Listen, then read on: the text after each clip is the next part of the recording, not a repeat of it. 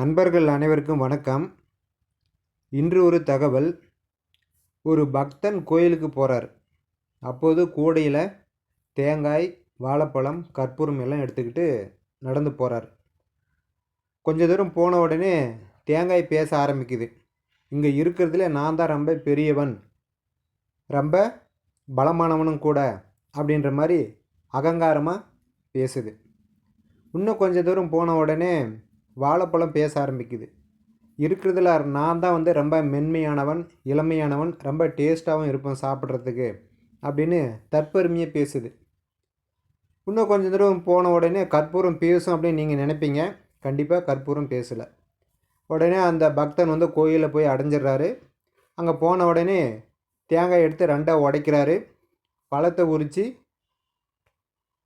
அபிஷேகம் செய்யறதுக்கு போடுறாரு. கற்பூரத்தை கொளுத்துறாரு. கற்பூரம் நல்லா எரியுது. கடைசியில் இருக்கிற இடமே தெரியாமல் கற்பூரம் போயிடுது. இது மூலிமா நம்ம என்ன தெரிஞ்சுக்கிறோம் அப்படின்னு சொன்னால், அகங்காரமாக நம்ம பேசணும் அப்படின்னு சொன்னால் தேங்காய் உடைப்பது போல் ஏதோ ஒரு இடத்துல நம்ம அடி வாங்குவோம். அதே போல் தற்பெருமை பேசணும் அப்படின்னு சொன்னால் வாழைப்பழத்தோட தோலை உரிப்பது போல் நாம் யாரோ ஒருத்தர் இடத்துல தோல் உரிக்கப்படுவோம். கற்பூரம் போல் அமைதியாக இருந்தோம் அப்படின்னு சொன்னால் இருக்கிற காலத்தில் ஒளி வீசி வாழ்ந்துட்டு இறைவன் இடத்துல போய் சேரலாம் அப்படின்றதான் இந்த கதையினோட அர்த்தம்.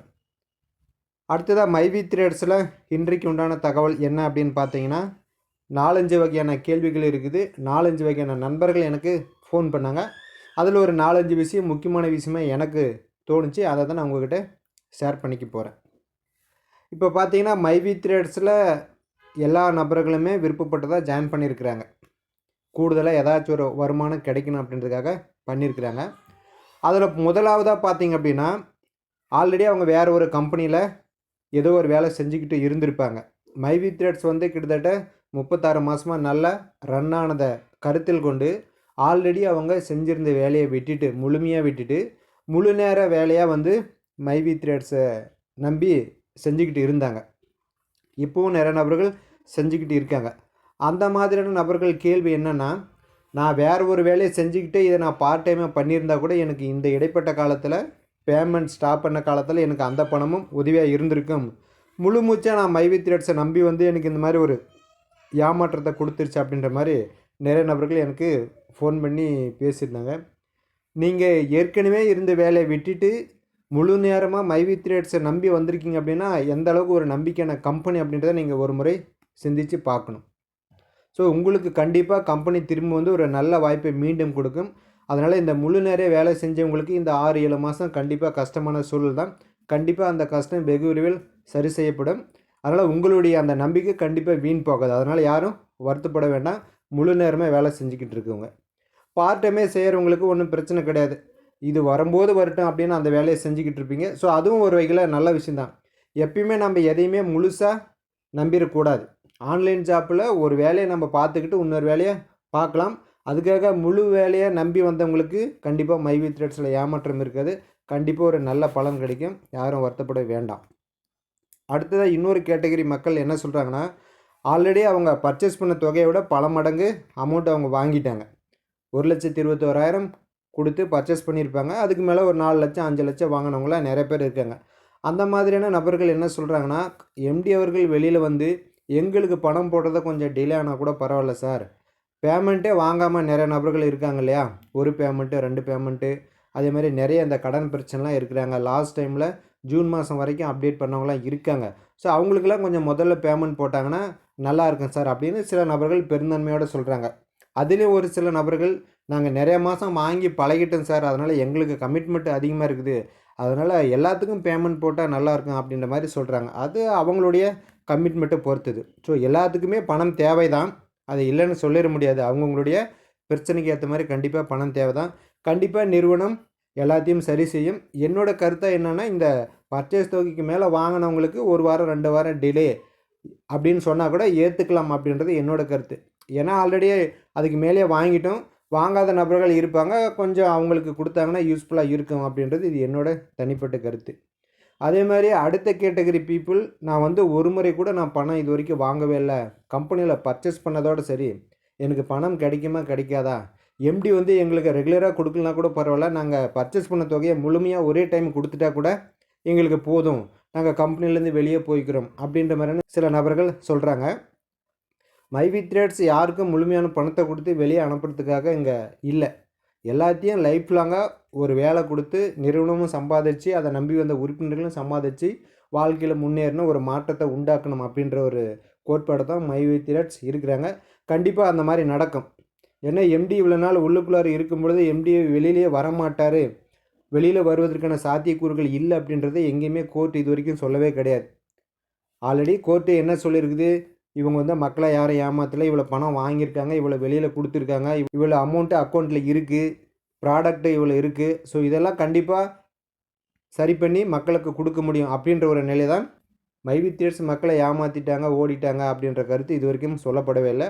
அதனால் இந்த ஒரு முறை கூட பணம் வாங்காத நபர்கள் வருத்தப்பட தேவையில்லை, கட்டாயம் உங்களுக்கு பேமெண்ட் கிடைக்கும். அடுத்ததாக ஸ்டோர் வச்சுருக்கிற நண்பர்களுடைய கேள்வி இன்னும் கொஞ்சம் அதிகமாக இருக்குது. நேற்று ஒரு சில நண்பர்கள் ஃபோன் பண்ணாங்க.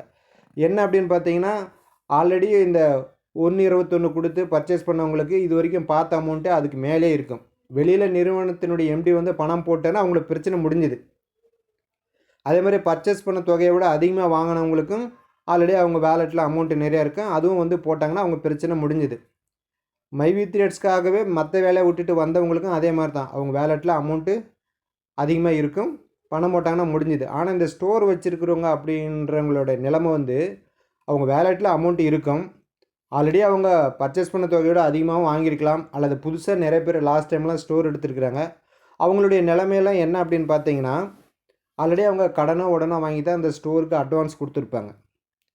இந்த 5-6 மாதமாக வந்து ஸ்டோரில் எந்த ஒரு சேல்ஸும் கிடையாது. அப்படி இருக்கும்போது குறைஞ்சபட்சம் ஒரு ரூ. 7,000 8,000 வாடகை இல்லாமல் எந்த ஸ்டோரும் கிடையாது. கிட்டத்தட்ட ஒரு 7 மாதத்துக்கு 5,000 வீதம் போட்டிங்கன்னா கூட ரூ. 35,000 அவங்க கையிலேருந்து தான் கட்டி ஆகணும். ஏன்னா அவங்களுக்கும் பேமெண்ட் வரல. அது இல்லாமல் கரண்ட்டு பில்லு கட்டணும். அதே மாதிரி 1 லட்சம் 2 லட்சம் போட்டு பொருளெல்லாம் பர்ச்சேஸ் பண்ணி தான் அவங்க அந்த ஸ்டோரில் வச்சுருக்கிறாங்க. இந்த 6-7 மாதத்தில் எந்த சேல்ஸும் பெருசாக கிடையாது. ஸோ அந்த பொருட்களினுடைய எக்ஸ்பிரி டேட் முடிஞ்சதெல்லாம் அங்கே வைக்க முடியாது. ஸோ அதையெல்லாம் எடுத்து வெளியில் போட்டாங்கன்னா ஸோ அவங்களுக்கு அதுவும் லாஸு. கையில் இருந்து பார்த்தீங்கன்னா இந்த வாடகை கொடுக்கணும், கரண்ட்டு பில்லு கட்டணும். அப்படின்னும்போது அவங்களுடைய நிலை இன்னும் ரொம்ப மோசமான நிலையாக இருக்குது. ஸோ இதெல்லாம் எப்படி சார் எம்டி அவர்கள் வந்து சரி பண்ணாங்க அப்படின்ற மாதிரியான கேள்வியும் இருக்குது. கண்டிப்பாக வந்து ஸ்டோர் தான் வந்து நிறுவனத்தினுடைய ஒரு மிகப்பெரிய தூணாக இருக்குது. கொஞ்சம் சிந்தித்து பார்த்தீங்கன்னா கண்டிப்பாக தெரியும். அதனால் எம்டி அவர்கள் வெளியில் வந்தாங்கன்னா நம்மளுக்கு ஒரு பேமெண்ட்டோ அல்லது மினிமம் ஒரு பேமெண்ட்டை போட்டுட்டு ஸ்டோரில் இருக்கக்கூடிய பொருட்களை கம்பல்சரி எல்லா உறுப்பினர்களும் இத்தனை பர்சன்டேஜுக்கு நீங்கள் வாங்கணும் அப்படின்னு சொன்னாங்கன்னா கண்டிப்பாக ஸ்டோரில் இருக்கக்கூடிய எல்லா பொருளும் சேல்ஸ் ஆகும். ஸோ அவங்களுக்கு ஒரு நல்ல இன்கம் கிடைக்கும். உறுப்பினர்கள் எல்லாத்துக்கும் தொடர்ந்து பேமெண்ட் போடுவதற்குண்டான சாத்தியக்கூறுகள் கட்டாயம் கிடைக்கும். அதனால் மைவி த்ரெட்ஸில் ஜாயின் பண்ணவங்க யாராக இருந்தாலும் எப்போதும் கண்டிப்பாக பாதிக்கப்பட மாட்டாங்க. ஏதாவது ஒரு வகையில் ஒரு தவணை முறையிலையோ நம்மளுக்கு உண்டான பேமெண்ட்டை கண்டிப்பாக கொடுப்பாங்க அப்படின்றதில் எந்த மாற்று கருத்தும் கிடையாது. அந்த மாதிரியான தகவல் தான் நமக்கும் கிடச்சிருக்குது. ஸோ வருகின்ற வாரத்தில் எம்டி அவர்களுடைய வருகை கட்டாயம் இருக்கும் அப்படின்னு சொல்லியிருக்காங்க. பார்ப்போம் என்ன நடக்குது அப்படின்னு சொல்லிட்டு.